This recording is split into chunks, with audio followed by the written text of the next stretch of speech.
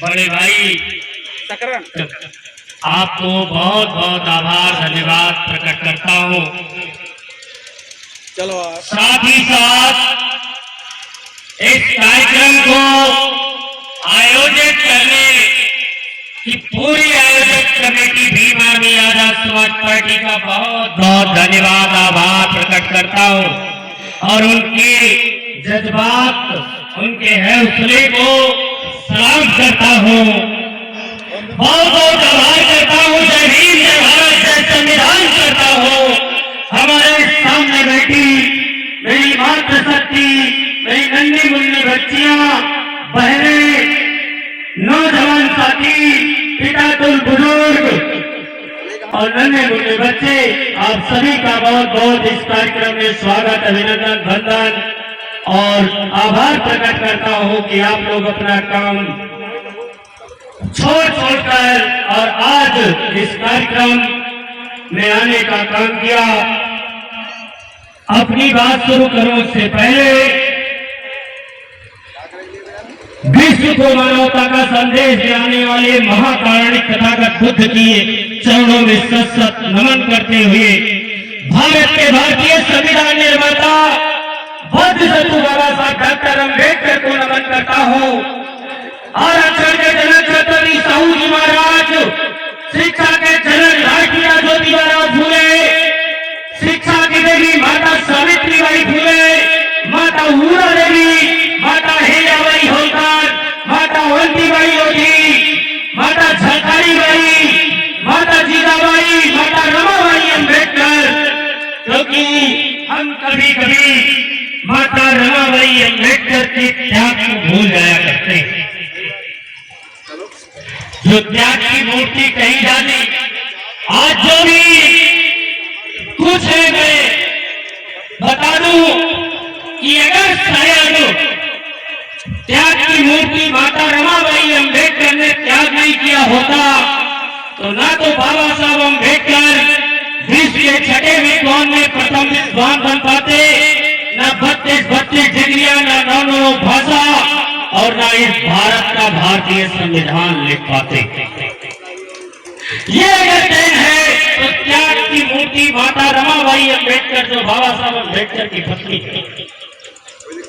मैं नमन करूंगा इस छिटियापुर और सीतापुर को बसाने वाले महाराजा सीतापासी को नमन करता हूं। उनकी धरती पे आया हूं, नमन करता हूं।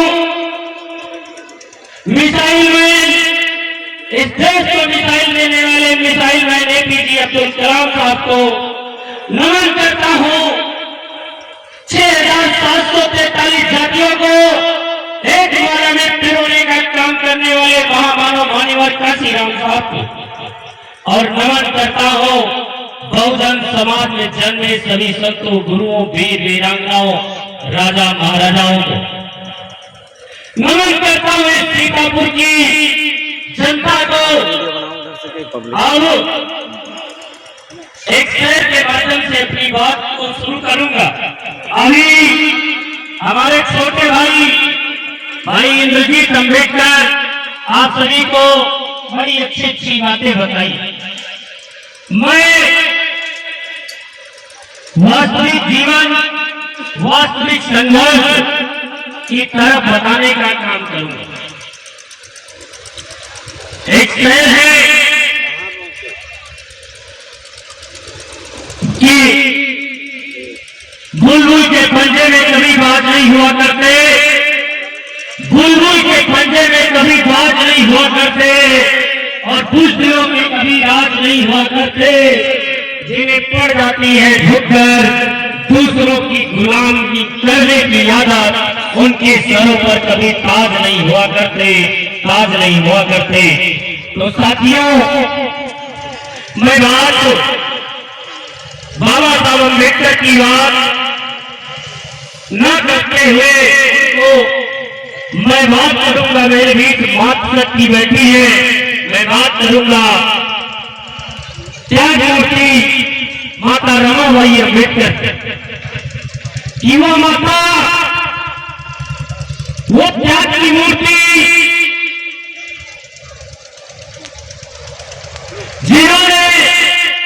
अपने 4 बच्चों को बिना कफन के इस पृथ्वी पे दफन करने का काम किया। वो साहब जिसके प्रति वो पूरे देश के लिए, इन करोड़ों छूतों के लिए भले ही इन महिलाओं को कपड़ा पहनने का अधिकार दे दिया, लेकिन वो माता रमाबाई अम्बेडकर जिसने सही से साड़ी नहीं पहनी, अपने बच्चों को तड़प से मर जाने दिया, तो जाकर के कही आज हमारे सिर पे ये कपड़ा है, आप ये कुर्सियों पे बैठी है, हमारी माताओं के सर पे आज अच्छी अच्छी साड़ियां हैं, उनके अच्छे अच्छे गहने हैं।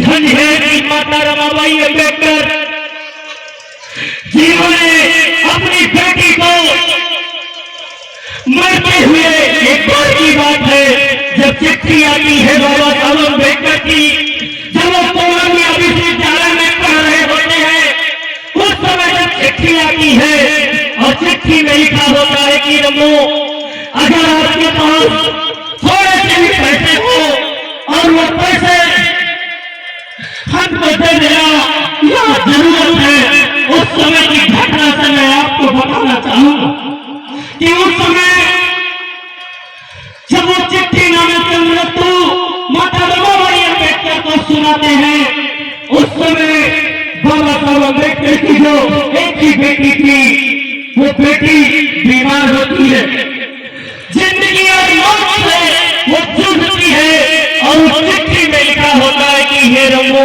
मैं जानता हूं कि आप के पास पैसे नहीं होंगे, किसी तरह से बच्चों का भरण पोषण होगा, कर रही हैं आप, लेकिन अगर फिर भी इसके बावजूद तुम्हारे पास कुछ पैसे हो तो मुझे दे देना। माता रमाबाई अम्बेडकर सोचती है कि शायद जीवन में पहली बार बाबा साहब अम्बेडकर ने, हमारे भगवान ने कुछ मुझसे मांगा है, और मैं अभी इस स्थिति में क्या करूं, मैं पति की भजन रखूं या फिर इस बच्ची की जान बचाऊं। माता रमाबाई अम्बेडकर सोचती है कि शायद बच्ची चली जाएगी, मर भी जाएगी, उसके बाद इन करोड़ों बच्चों अछूतों को तो अधिकार मिल जाएगा। वो पैसे को मनी ऑर्डर के द्वारा बाबा साहब अम्बेडकर के पास भेज देती है, और बच्ची तड़प तड़प कर मर जाती है।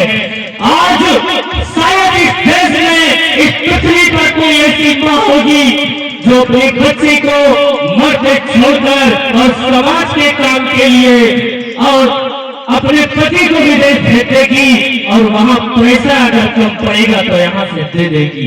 कोई ऐसी मां मेरे हिसाब से तो आज इस पृथ्वी पर शायद कोई हो।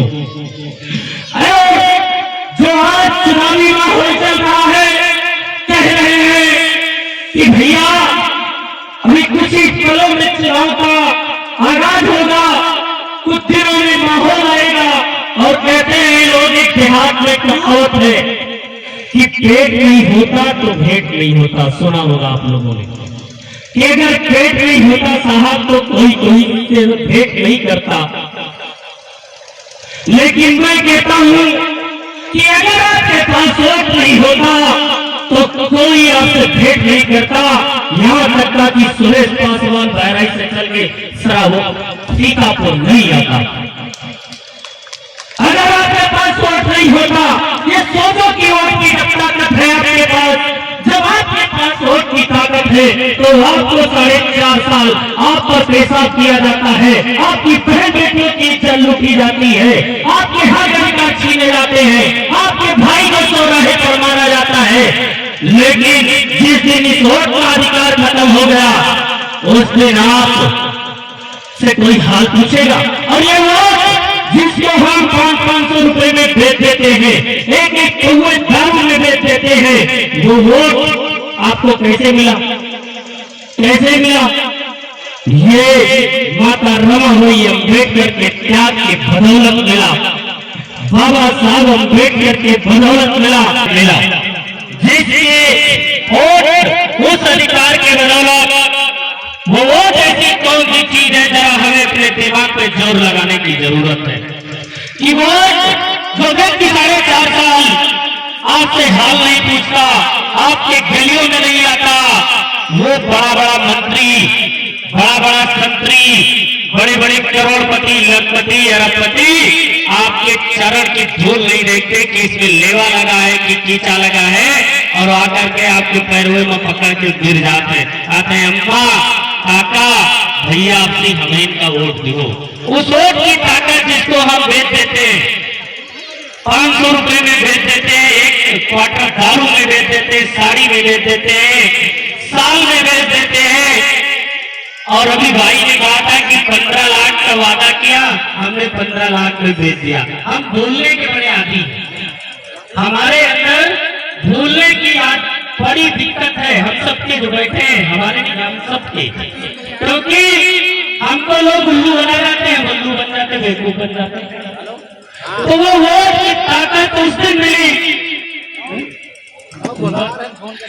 वो वोट तब मिला जब बाबा साहब अम्बेडकर ने अपने 4 बच्चों की कुर्बानी दी, 4 बच्चों को बिना कफन के इस पृथ्वी पे दफन करने का काम किया। खड़े हैं आज भी। और जिस दिन गोलमेज सम्मेलन में जाना था, उस दिन बाबा साहब अम्बेडकर का सबसे प्रिय बेटा राजरत्न अम्बेडकर बीमार थे। आज कोई शायद ऐसी माँ होगी, ऐसा कोई बाप होगा जिसका बेटा बीमार हो, जिसकी बेटी बीमार हो, जिसका कोई रिश्तेदार बीमार हो, और वो इस सक्कर बीमारी के कार्यक्रम में चला आया हो, समाज के हक और अधिकार की लड़ाई के लिए चला आया हो।